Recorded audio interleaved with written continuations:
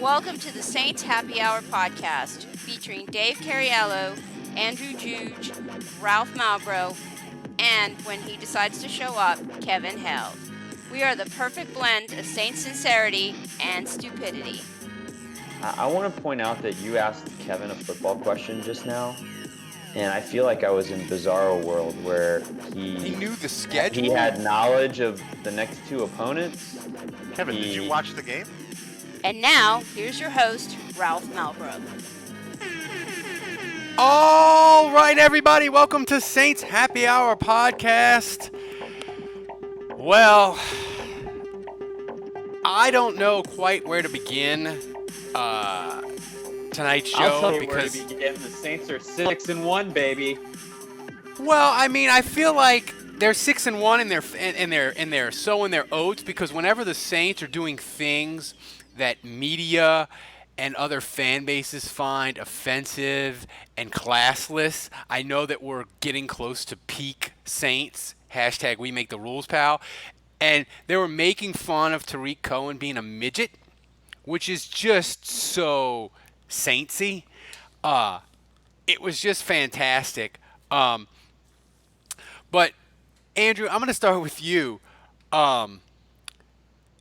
They went 5-0 with Teddy Bridgewater. It's probably his last start because Drew Brees is a lunatic and he's going to play against Arizona. I don't know that I agree with that. But anyway, continue. Let's say that Brees, it is his Brees last who? start. On the I can't believe that shit just happened regular season moments, where does Teddy Bridgewater go in 5-0 rank? Remember when we were begging for 3-3? I mean, you could probably pull the audio where we were just talking about this. Look, if he can just, tread water, go 3-3 during the six game stretch, just find a way to go 500. Maybe the division will be bad enough that Sean Payton will have Drew Brees back, and we can kind of get on a run there at the end with Brees back and right the ship and win the division. But the opportunity to have a bye is gone. We're just gonna have to win the division and play in the division, in the wild card round, and the opportunity to have home field advantage is gone. And here we are, 5-0. I mean, I love that. Like when I'm listening to national media, mainstream media, whatever you want to call it, but I'm so happy that people are talking about us in the same sentence as the Niners and the Packers, as those are probably your top three teams in the NFC. And it's so crazy that we are in this position, considering where we thought we were going to be the second Aaron Donald high five Drew Brees in week 2. And by the way, let's just talk about the Drew Brees thing for a second. I see no reason for Drew to come back next week. I feel like you gain very little by rushing it. Just sit out one more week. Teddy's got things under control. Sit out one more week. Take the bye. Disrespecting the 3-3 Arizona Cardinals. That's what that is. And just come back after the bye and make sure you're healthy. That's my personal opinion. I do not want Drew Brees. I cannot believe I'm saying this. I don't want Drew Brees to play next week. I want fucking Teddy Bridgewater to play. I think that's how all Saints fans feel. I think there are very few Saints fans that, even the ones that hate Teddy, that are. I think even if you hate Teddy and you're convinced that he's awful, that he should never play again after Brees comes back, and I feel like there's still some fans out there that feel that way. I think they're at least being level-headed about the fact that, hey, there's a bye on the other side of this Cardinals game. Bridgewater can win this game. He's at home against the Cardinals. And Bridgewater can find a way to win this one. And, yeah, that's not to slight the Cardinals, who have been on a little run here recently. But I don't think anyone wants Drew to rush this back and maybe cost themselves some time when the Saints can just get through this game. You hope to win. It's kind of okay if you lose. And then you've got a bye week. That gives him 3 more weeks to recover. So I think most people want Brees to sit. Well, here, Kenneth asked an important question. I just want to know if I can play the background music while Andrew inducts Sean Payton, Bridgewater, and Gardner Johnson into the ring of honor at halftime this week. Because Andrew, you said if the Saints got to 14, they should put Sean Payton in the ring of honor.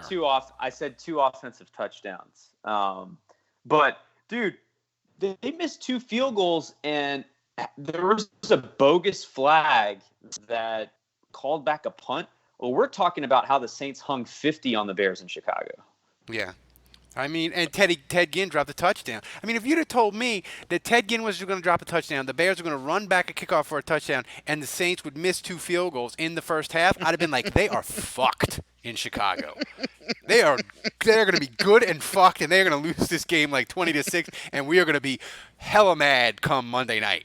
And Dave, all of it happened, and it didn't matter at all. What if I told you the Bears ran 7 times for 11 yards, though? Right. Seth Galina, friend of the program, he did a breakdown of Trubisky doing an RPO and just doing it so badly, and it's comedy, and Twitter liked it so much they put it in their like featured thing, and it's got like 3,000 likes or whatever. It's fantastic. Trubisky is a garbage truck. And I can't believe people on ESPN are saying, well, Teddy Bridgewater, I wouldn't give him a long-term deal because he doesn't make anybody better. I'm like, the Bears would kill for Trubisky to be as good as Bridgewater. I mean, Ryan Pace is low-key terrible at his job. But the Bears traded up to get Trubisky. They traded up to him. It's like Deshaun Watson? Nah. Yeah. Patrick Mahomes? Nah. No, we don't want them. We want Mitchell Trubisky, the guy who started 4 games at North Carolina. Yeah, and it's not like he was good in college. No, he was fucking terrible. And that's why but the Irish pamphleteer quarterback they rushed guy, him back. They should have started Chase Daniel. I mean, you could tell he couldn't lift his left arm all the way up with that harness. And when you're dropping back to throw, I mean, you still have to lift that left shoulder. Like, you could just tell it was affecting his accuracy. Chase Daniel, he's a legend at the bank, but no team ever trusts him to do anything. It's true. So, Dave, Mark Ingram, we all know, longtime listeners of the show, that Mark Ingram was your boo. Mark who? Mark Ingram. Who? So do you have a new? Is Latavius Murray your new boo now? Is it official? Are y'all dating? Who is this Mark Ingram you're talking about? Have you ever heard of Lil Jordan Humphrey either? Hey, he got in there a little bit. I saw him doing somebody added me on Twitter, and showed me his blocking on Khalil Mack. Khalil Mack, was he at the game yesterday? I don't recall seeing him except on those commercials. Lil Jordan was very fortunate not to get flagged for a hold on that play. Yeah, no, totally. Latavius, Latavius and I, we've started seeing each other on the side a little bit, and things have gotten kind of serious. I like him. I think he likes me, and we're taking it slow. We're gonna see where it goes. We don't want to rush things. We don't want to put a label on it. Yeah. Well, look, I called it. I think we already talked about this on the post-game show, but I have been talking for weeks about how I think Latavius Murray should have been given more of a chance, and that he should have been used like Mark Ingram was getting used with Kamara. They could definitely have a 1-2 punch with these two, and hopefully now after this game, it's somebody, Peyton, Carmichael, whoever, somebody has seen the light, and we can get back to business. Well, Andrew, let's be fair. Ralph, do you still have that sound clip of Happy Gilmore where he says, "I was wrong, you were right"? No, I was going to play this. This is what you thought of Latavius Murray. That is the worst idea I've ever heard in my life, Tom. Yes, it's horrible, this idea. We actually did a show. I was wrong. You were right. Yeah. Latavius Murray, he's good, man. I mean, I'm not very good looking. You're very attractive. Yeah. So, are you ready to officially declare that you were completely wrong about Latavius Murray? I mean, Yeah, I Listening. think so. Listening. I think so. I mean, yeah, if it's just this one game and then it's back to what we've had all season. So I mean, then there's the argument like, is Sean Payton just not using him enough? You know, Yes.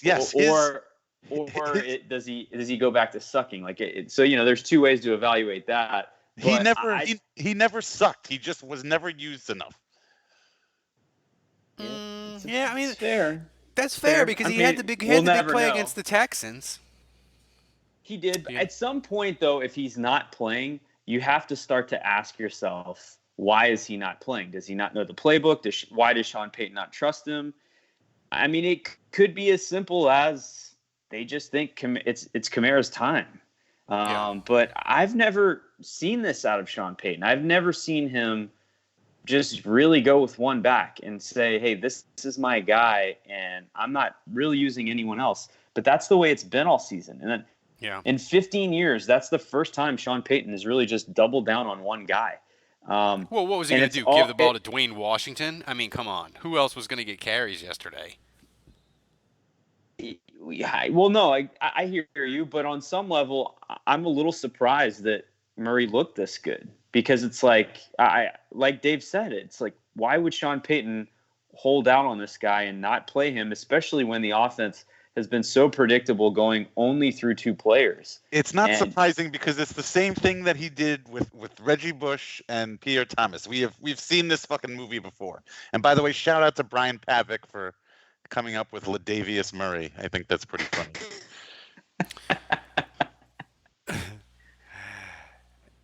Yeah, this is typical. This is we've seen this from Payton. He's been slow to come around to either the running game in general or certain running backs. Yeah, I mean that's fair. I mean, well, the thing is though, like C.J. Spiller's knee was falling off. So it's that was part of it. But Andrew, part of it too was just the Saints offensive line just kicked the shit out of the Bears, especially in the second half. Now I know part of it was the Bears offense sucked so bad they didn't have the ball and their defense eventually wore down. But the Saints were whipping them from the get-go, and I felt early, like Dave said, they weren't. I wish they would have run Latavius Murray more, and they were running Latavius Murray on those sweeps, which I don't like. I just like get him the ball and get him moving forward. Whenever they try to go around the side with him, it doesn't seem to work as well. So, anyway, what did you think of the offensive line play? I thought it was awesome. I mean, pure and simple, Apparently we're having some audio issues in the chat, not on the recording. But go ahead. Okay. I thought the offensive line was incredible. I mean, you mentioned Khalil Mack and how much he was struggling in that game to make an impact, especially in the passing game. I thought Bridgewater, he only took one sack, but I thought Bridgewater did an excellent job getting the ball out quickly. He wasn't as accurate maybe as some games, but he was taking some shots down the field. And I thought he was getting the ball out quickly, and especially the tackle play.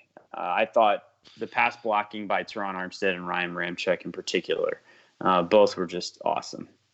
I thought there were a few plays where he was holding on to it a little bit too long. I don't know if I agree totally with that.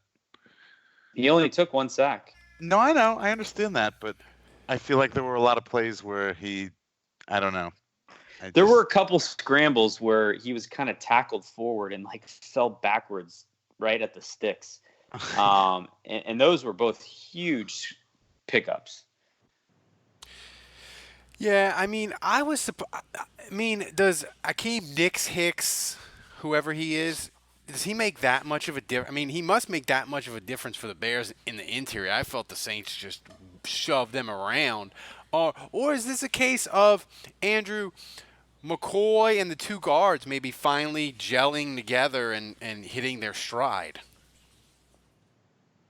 No, I mean, I think even with Hicks out, the Bears are very solid front. They're a good defense. Ali just said that in the chat. The Bears have a great defense, and you can't take anything away from the Saints for the way they played offensively.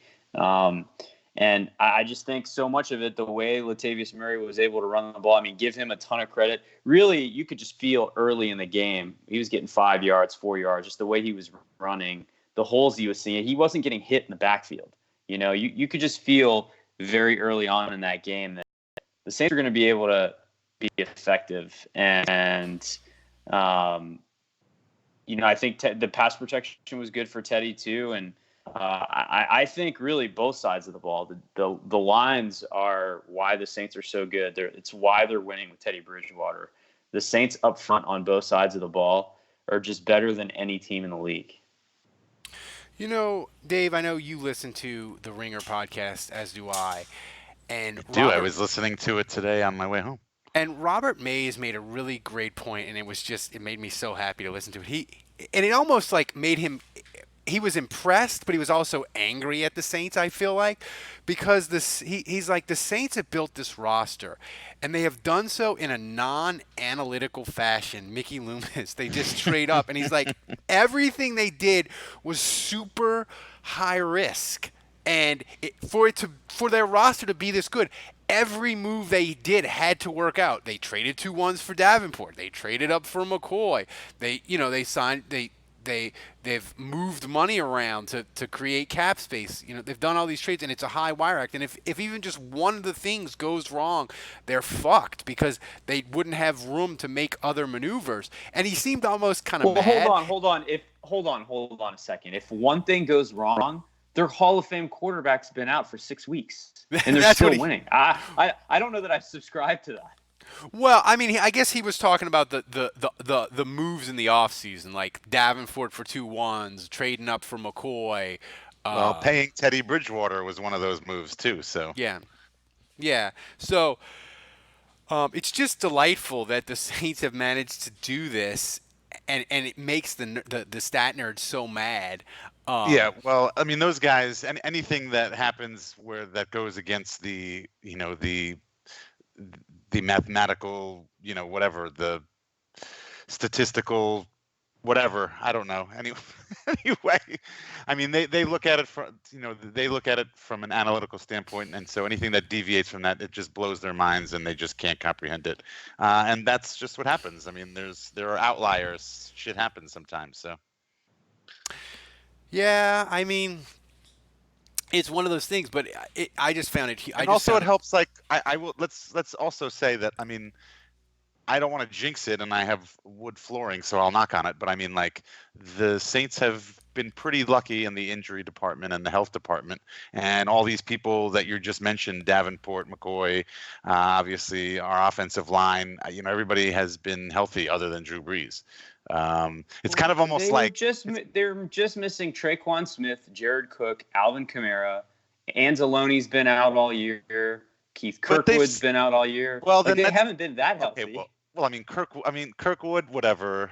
Traquan Smith, whatever. Dude, they've been forced to play little Jordan Humphrey, who hasn't caught a pass all year because Kirkwood's out.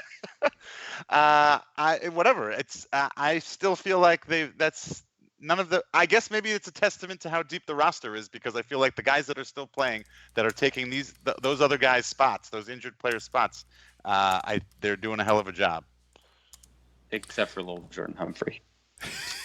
Have you said you know what? I haven't seen anything from Granderson since his one fluky sack. Okay, we're gonna call it. We're gonna put the F word on that shit, and we're gonna call that a fluke. Yeah, but you already conceded defeat, so. I think he feels like he doesn't need to do anything else. I did. No, but I mean, seriously, you don't feel like we've. I mean, Kamara. I mean, he'll be back, and I just feel like. But that doesn't mean they didn't go on the road and win without him. No, they did. Oh, no, absolutely. But I feel like for the most part I feel like they've been fairly lucky in the injury department. I don't know. I feel like I guess that's the argument I'm making is I don't know that they have been. I mean, I think first of all, anytime you lose your quarterback, that's a death sentence for most teams. Yeah. Disagree. But yeah, I mean, but no, I think we're kind of disagreeing and agreeing. I disagree from the standpoint that I do think they've faced adversity. They have been missing some guys, but. Well, they have been fortunate. I mean, they just got the suspension of PJ. The Onyemata was suspended the first game, so they've missed some guys. But I just think this roster is so deep and so talented. They can deal with guys missing, and they've been able to deal with the adversity. I do think I would not say they've been more fortunate than your average NFL team. I just think they're better built to sustain and absorb it. Yeah, I mean, the thing, it's amazing how deep they are. The only place they're not deep is receiver. And Dave, at this point, I don't know what to say about Michael Thomas. He's on pace for 142 catches and 1,800 yards. And Andrew, we joked on our preview podcast, which, by the way, you should subscribe, $7 a month. $10 a month, you get a podcast every day. And Andrew's grades, which are posted. It's amazing. You should do it. But we talked about it that the Bears will shut him down and he'll have like 6 or 7 catches for like 60 yards. He had 9 for 130. The Bears had no fucking answer for him, Dave. I don't know what to say more about him at this point. Nobody has an answer. Nobody has an answer. He's ridiculous. What does he have? Like 700 and something yards in seven games? How many yards does he have total so far? He's on 750. Yeah. He's on pace for just under 1,800 and 142 catches, which would tie the record. I think Marvin Harris, the record's 143. Yeah.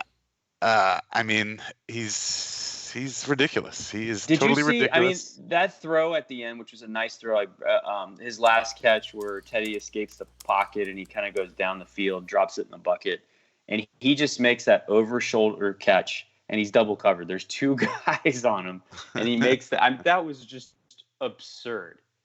Mitchell Trubisky couldn't have made that throw that Teddy made yesterday if you gave him 100 chances to do it. Not with that not wearing that harness. I mean, Mike Thomas is definitely making Teddy's job a lot easier and helping him out. And a guy like Sam Darnold could really use a Mike Thomas right now. I mean, going back to real quick to what you said about Chase Daniel, what does that say about Chase Daniel that Mitch Trubisky, who's incompetent when he's healthy, that the Bears would rather go back to him when he's compromised?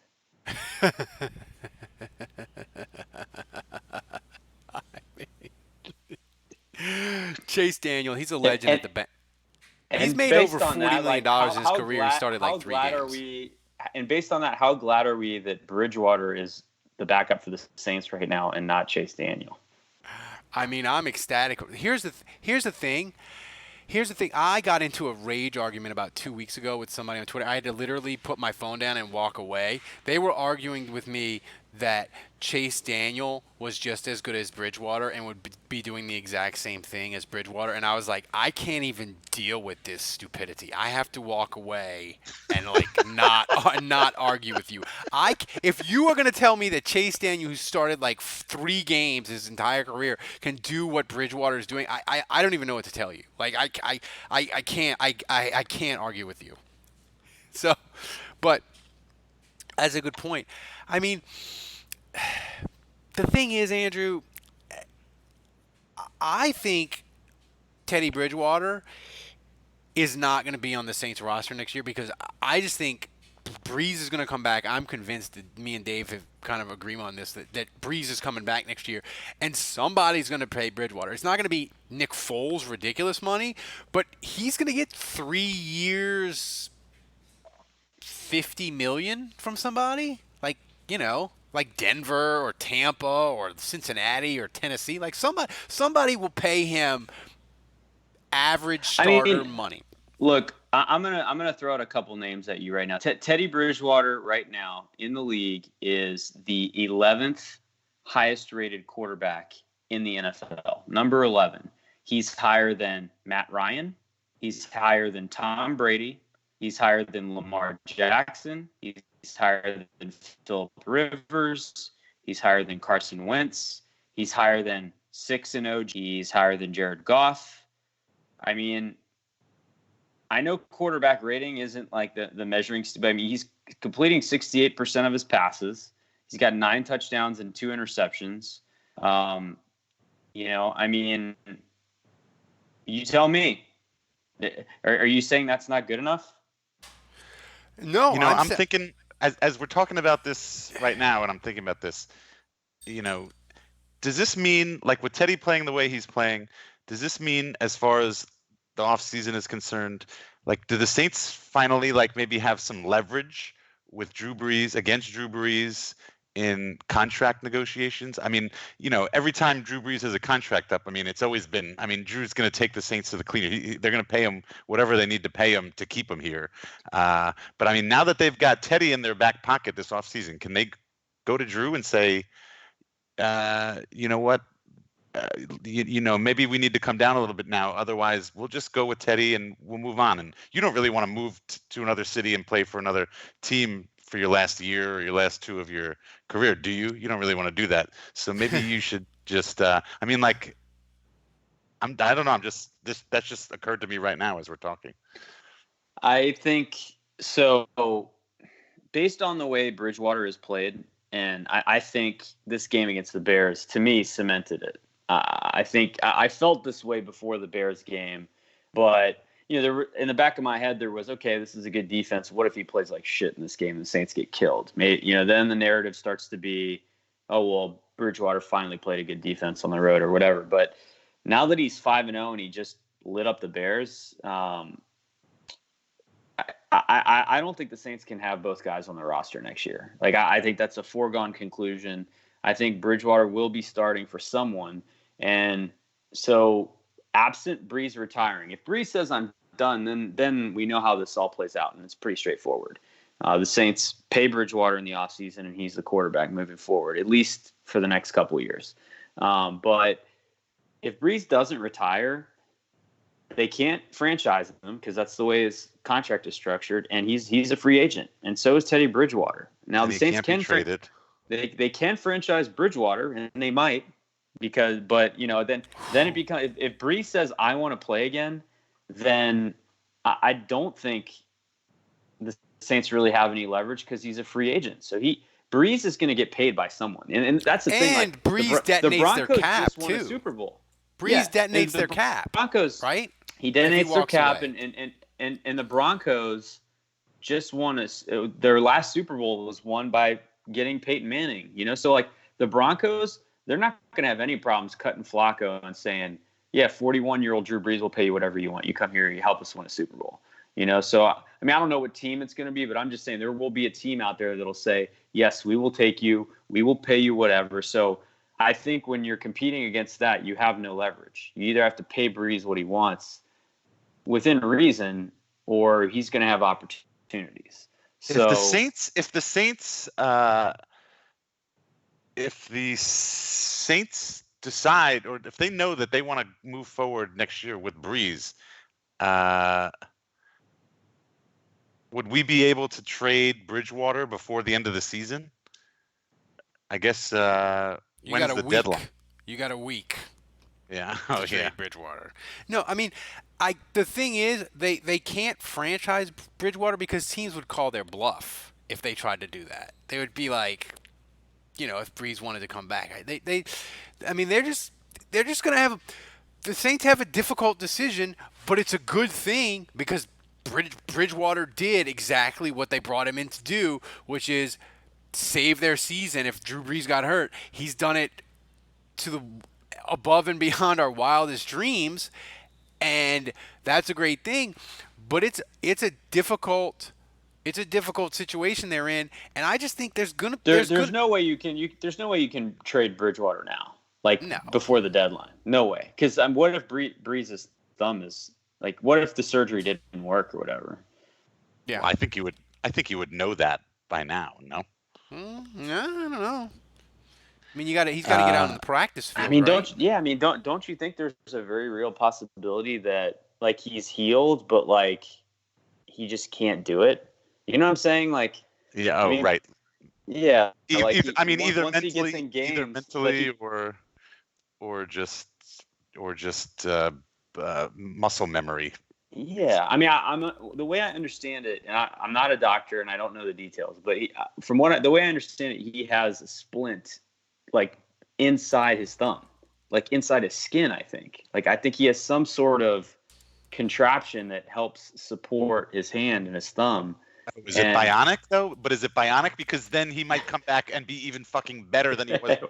Well, you can't discount that there is that possibility. Is it goat ligament? Is it a goat ligament stint? But no, I mean, I'm serious though. Like, what if his mobility isn't the same and he can't? I mean, we were already talking about his arm strength. Like, what if this diminishes his accuracy and his throwing power by 5%? And that would be significant for Brees. I can't believe we've gone down the rabbit hole again. Here's a horrible question, but I'm going to ask it.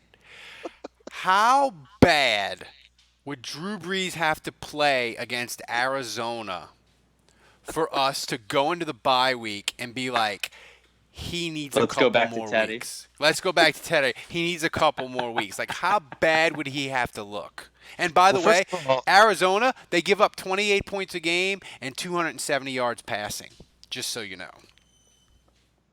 Wait, first of all, I want to go on record and saying I'm telling you right now, like you guys said before, the most Saintsy thing that's going to happen, Brees is going to come back and they're going to lose that game. There is no way that Drew Brees comes back and the Saints win that game. But he has to play awesome too. That's what would make it so Saintsy. That's the cherry on top. But it's telling you it's going to happen. But if he plays like shit, I mean, of course they're going to lose because if your quarterback plays like shit, you lose. But my thing is they're going to play Atlanta. Matt Ryan isn't going to be there. They're going to play Matt Schaub, and like everyone's saying the Saints are going to win by 500 because Brees is back and Matt Ryan's out, and the Falcons are terrible. And Brees is going to throw for 500 yards and 6 touchdowns, and they're going to lose. I'm telling you. I'm circling. Matt Schaub is going to cook this defense who has stopped everyone. No one's been able to do anything on this defense. And Matt Schaub holds the keys, man. It's so Saintsy, it's unbelievable. The game that I fear the most, Andrew, is the Thanksgiving game because I feel like Atlanta will be like 1-10 at that point, 1-11, and that'll be all they have to fucking play for on national TV, and that'll be the moment. Like the Saints will have won 10 in a row, and Atlanta will have lost 9 in a row or whatever, and Atlanta will beat them and end up 2-14. Like that's the game I fear the most. But by the way, I want to go back to the game real quick though, because people in the Saints in the chat room are talking about this, and it's making me think about it. What was crazy about this game is that the Bears fans and like how much they were booing their team, they knew that it was a blowout long before the score said it, and long before we knew it. And like their players on the sideline, they were down like 1 or 2 scores. It was like a 2 or a 9-point game. It got to 19-10, and Bears. It got to 19-10, and Bears Twitter lost their fucking minds. They were like, "It's done." And the players on the sideline, they looked like they had all just had their soul sucked out of them. That's when you. That's what horrible quarterback play does to you. It's like horrible quarterback play is like football cancer. That's what it is. It just ruins everything, and it's a slow, painful death, even if you have a good defense. It was amazing. So. I was going to make a Ryan Pace joke, but I lost my train of thought. And Latavius Murray, of all people, just bled the life out of him. Death by 1,000 Latavius Murray paper cuts. That's what I was going to do. Dave, tell the people where they can gamble and bet money against Rutgers and win, fucking win. Tell the people how to do it, Dave. By the way, that actually reminds me that my buddy Patrick texted me this week, and he took your advice, and he bet on Rutgers and UConn. So he won on the Rutgers. Not UConn though.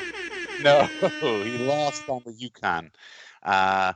But anyway, I don't know about you guys, but for me, a game is 10 times more exciting when I'm putting my money on it.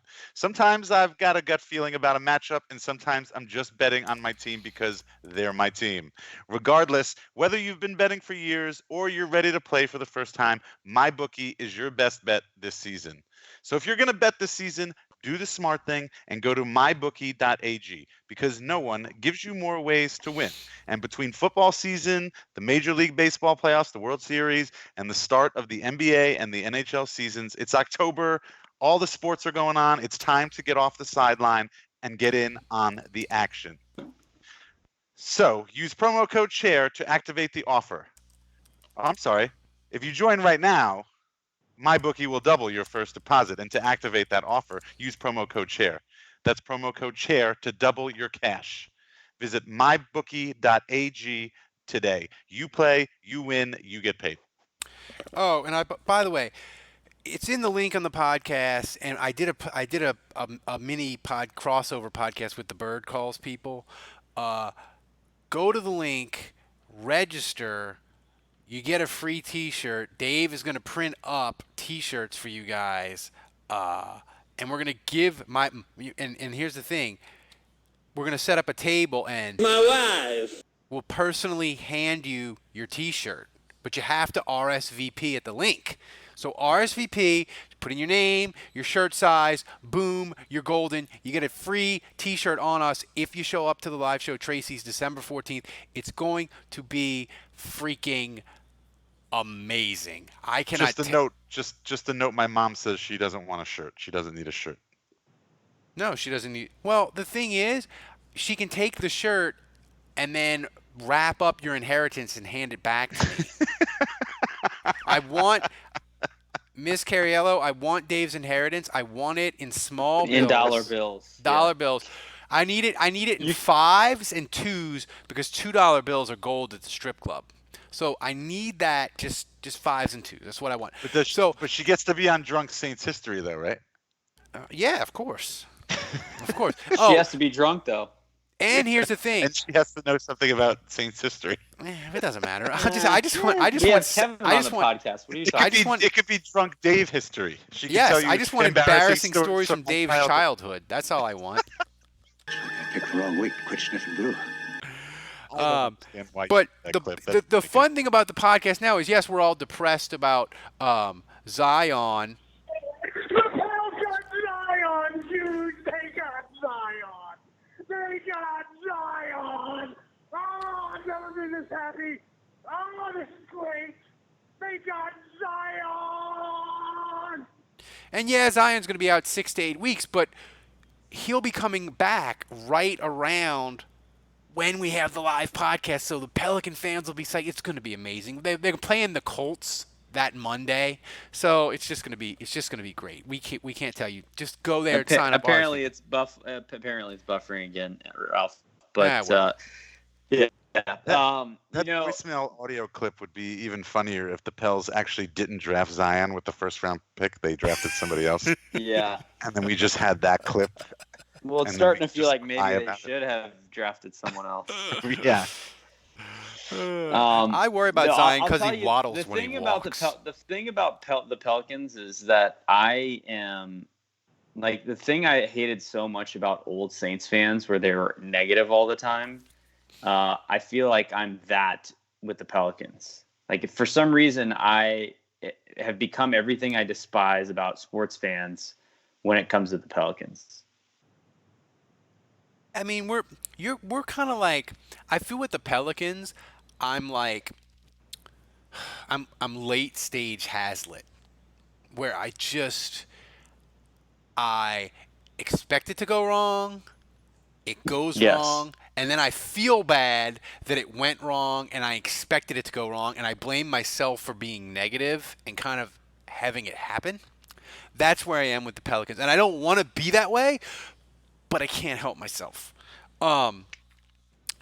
So yeah. Well, I don't even feel bad. I don't know. I don't know. It's like the opposite of my Saints fandom. I just can't shake it. Like, they're snake bitten, man. And I'm at the point. I'm kind of like the Cleveland Browns. Like, don't overhype this for me. Don't sugarcoat it. Don't tell me to trust the process. Like, I'm not going to get excited until I see it on the court. So the Saints, the thing that's made 2019 so enjoyable is that the Saints winning with Teddy Bridgewater just raises it to another level. But Dave, the Falcons every week. I think they can't go any lower and get any more enjoyable, and they just keep doing it. Just to make it 28-3. Bryant knocks it through. Arthur Blank loving it. Up by 25. And here's the thing: if the Dolphins weren't just so fucking terrible and throwing every game, then the Falcons might be actually the worst team in the league. I mean, the Falcons were, of all the bad teams yesterday, the Falcons were one of the least competitive ones. And here's the thing that was the best, is somebody tweeted out a screenshot of it. It was the implosion of the Hard Rock Hotel. They split screen it. Half of it was the implosion of the Hard Rock. The other half was the Atlanta Falcons game. That's and they said, look, it's two implosions at once. Too soon? Too soon now. Hey, it's all in fun. But here's the thing, man. They lost Matt Ryan. They're gonna play like 100-year-old Matt Schaub. Andrew, I think there's a really good chance that the Saints can put the sword to Dan Quinn if they can hammer them at home in 2 weeks, or I guess 3 weeks. There's a good chance that the Saints will destroy them on Sunday and they will fire Dan Quinn. If the Saints could pull that off, where would it rank in your enjoyable Saints moments? That the Saints got an Atlanta Falcon coach fucking fired. Where would it rank? Because Bobby Petrino, he left after they played the Saints on the Monday night, but they didn't fire him. He just fled to Arkansas, so that doesn't count. But if the Saints could get Dan Quinn fired, where would it rank? I think for me it would be pretty high. Top 5. Top 5 regular season moment? Yeah, I think yeah, absolutely. we're talking about the coach that got the Falcons to the Super Bowl. Yeah. So, I mean, getting him canned, I mean, I get that, like, a lot of Saints fans want him to stay based on the way things are going right now. But, I mean, he's probably the best coach they've ever had. Yeah. And, of course, the Falcons would be stupid enough to fire him after the Saints beat them, and thus giving us more ammunition and ability to trash talk when they could just wait one more week until they play somebody else and then fire them. But they're so stupid that they would do that. They would give us that opportunity. They would have to. I mean, for him to get fired after the Saints, it would have to be. Andrew. It'd have to be 45-3. It has to be total humiliation, right? It can't just be lost. It doesn't matter. You just, with this rivalry between the Saints and the Falcons, you don't do that. You don't fire your coach after the Saints kick your ass. You suck it up and you go another week and then you fire him after another team. You don't let Saints fans say, "We fucked you so bad you had to fire your fucking coach." Yeah, not going to work here anymore anyway. Hey, Mr. Mike. The Saints need to try to find a way to win this game 28-3. Okay, you fire him if you do that. I mean, if the Saints won 28-3 and they fired Dan Quinn on Monday, they got to start punting. If that happens, and the Saints win 28-3, and that they fire Dan Quinn, I will do this show without a shirt, and I will just hand out T-shirts to everyone in the chat room. It'll be glorious. Listen, that would be the greatest regular season moment in Saints history. I don't care whatever. It would top Gleason in 2006 as far as I'm concerned, and that would be hard to do. So, hey, before we get to Buddy D would be real disappointed in you not offering to wear a dress, by the way. I would wear one. I could wear one of those placards, like people that stand on the corner to advertise car washes or different stores. I could wear one of those placards, and instead of advertising somebody, it gets to just say 28-3 on it.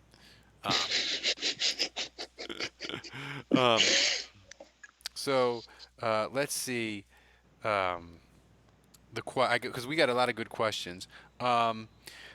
Andrew, did anyone think someone wearing 56 would ever be as good as Pat Swilling, or dare I say even better?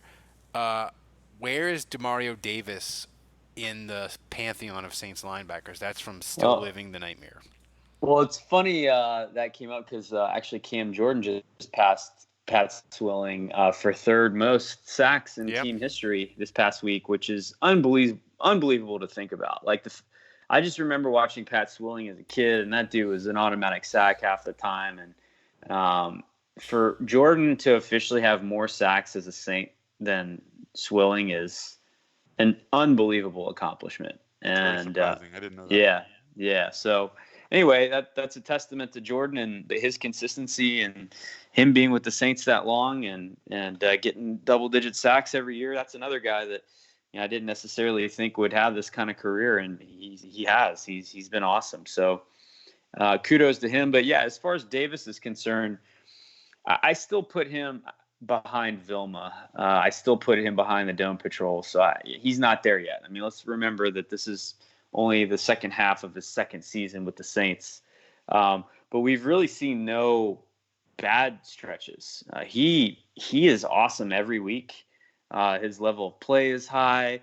We talked about maybe a regression a little bit this year because of his age, and we weren't sure what to expect. I mean, he's as good as he was last year, if not better. We've talked about this, about how he's kind of become the face of the franchise a little bit with Drew out.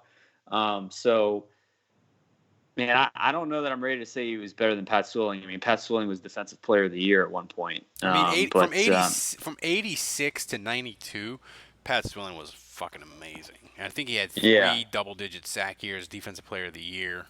I mean, and totally. The thing is, too, Pat Swilling, the Saints traded him off kind of at his peak. They traded him off and it ended up being Willie Roaf was who they got for him. I would say this is definitely he's the best linebacker they've had since 2009. Since Vilma in 2009, that to me he's the best linebacker they've had in a decade. This is a question from Patrick. If you really could make a Teddy Brees and you could take one attribute from each, what would it be? Thanks, Patrick, for listening to the Victory Monday podcast with me and Dave, because that's a reference to me merging Drew Brees and Teddy Bridgewater into one person and creating Teddy Brees. But if we could do a Madden, Andrew, and create Teddy Brees, what attributes would you take from both to make the perfect quarterback? I would definitely take Bridgewater's height and scrambling ability over Brees, I think. That's would you take probably about whose arm would you take? Ooh, that's tough because Brees. I mean, am I allowed to take Teddy's arm, but Brees' base? And Brees mechanics. Yeah. Yeah. If you could combine that somehow, yeah. No, this is like Madden. So like you can take Brees' accuracy with Teddy's like arm strength. That's what I would do. Yeah. I mean, that would be a hell of a quarterback. That would be like almost Aaron Rodgers-esque, but I think Brees is better mentally than Rodgers, and puts the ball at risk less. So Patrick, thanks for listening. I'm gonna have to pull that clip of me creating Teddy Brees and use it as an open. Wait, I would also take Teddy's post-game locker room dancing ability. I would take that over Drew. Good call. Good call. Yeah. That's important. This is. I would definitely take Brees' wife over whatever Teddy is seeing or dating. This is a good question, Andrew. I would take only 2 of Drew's kids though. I don't need any more than that. Yeah. Agreed. I'm good with 2 also. Oh, and we need Teddy's children. Teddy's shirt it says Teddy Bear. Teddy, or what is it? It's something Two Glove Bear. He's got like a children's book. Do we know anything about Teddy's private life? Is he married? Does he have kids? I don't think he is. I know he rides a single? bike. He's single. He rides a bike to and from the home games, apparently. So he really is about that bike life. Yeah. If any of you in New Orleans, Shopper I know style. you disrespect bikers. If any of you injure Teddy when he's riding home, shame on you. Don't do it. Bigger long-term need, Andrew. This bigger trade need for this season: wide receiver, cornerback, or offensive line depth. Yeah, cornerback is the sneaky need because you got Eli Apple in a contract year, PJ Williams in a contract year, Patrick Robinson is as good as gone. So, I think everyone's initial thinking is that's got to be a receiver, and I think it's fair to say that this offense needs a receiver, especially with Ted Ginn. I mean, I don't know if Ginn's going to be back next year. So, receiver is a need big time, but it's interesting that corner was listed on that because when you look at the guys that are potentially leaving in contract years, what the Saints do there opposite Lattimore is going to be pretty important this offseason. I will say this: it's funny to me that when Ted Ginn plays with Drew Brees, he's not normal Ted Ginn, but when Ted Ginn plays with any other quarterback, he reverts back to the full Ted Ginn experience where catches a bomb, drops 2 easy ones. It doesn't matter if it's Cam Newton, if it's Bridgewater, if it's whoever. But when he plays with Brees, that doesn't happen. I don't know why that is, but Brees it was puts a magical spin on the ball. It does. I don't know, but it's the rotation of the ball, obviously. I don't know, but we got the full Ted Ginn experience yesterday. Caught a bomb. Brees throws a catchable ball, baby. This is from Evan. If Andrew and or Dave. Hold on. Speaking of our little Jordan Humphrey bashing and our Austin Carr bashing, I want to point out that Dwayne Washington and Zach Zenner both now have receptions this season. Austin Carr and little Jordan Humphrey still do not. I don't even know who's Zach. Who? Zach Zenner. I don't even know who the hell that is. Yeah, They signed him on Wednesday. Oh my God! Week. Jesus. Yeah, they signed him on Wednesday. We joked on Wednesday when he was signed. I said, "Isn't that going to be something if he catches a pass before Austin Carr and little Jordan Humphrey?" And then it happened. I believe you said when, not if. Yeah, I'll have to check the tape. Did say that. Evan wants to know, could any of us name every punt block of the Sean Payton era without Googling it beforehand? The only ones I can remember are Pierre Thomas, right? Marty's got a couple. Yeah, Thomas. Pierre Thomas, Gleason. Marty's got a couple. Yep. JT Gray, obviously. Martez Wilson. No, Martez Ooh, I Wilson. didn't. It was in 2000. It was in 2012. I don't remember if Martez Wilson blocked it, but he scored a touchdown on it. You don't forget Zach Lyon. Zach Lyon, yeah. Those are the only ones I remember. Taysom Hill. Oh, Taysom Hill has last year. 2. He has 2. Yeah. Taysom Hill had one against Tampa last year, but then